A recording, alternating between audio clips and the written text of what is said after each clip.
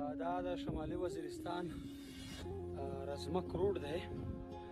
په دې کې دغه کاڼی چې تاسو ته ښکاري دا مخامخ دا وینه تویه شوې ده. په دې باندې د باندې یو سپین ږیری سړی حلال شوی و. د دې کاڼي تقریبا 11 کاله کېږي چې دغه وینه هم هغه رقم پاتې ده، بلکې په دې کاڼي کې داسې یو قسم نارې جوړې کړي دي. د دې وینې تقریبا د 11 کالو 10 کالو زیات وخت کېږي چې دا وینه په دې کاڼي همدغسې پرته ده او د بېګنایۍ چغې وایي دا وینه.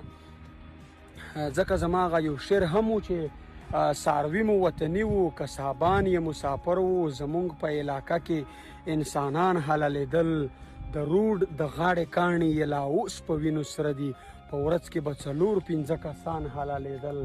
نه خیر و د استاز، نه د شاګرد، نه د امي، قسم د جوماتونو امامان حلالیدل. خبت پرېږده له کټ به په امسره پاسېدلو، په خدای داسې سپین ږیري بوډاګان حلالیدل.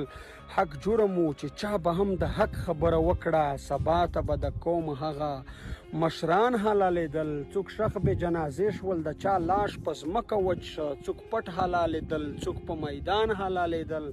نور لنډ اوږده یې څه کړې ګیله منه صدخیله، په نوم د منافق به مسلمان حلالیدل.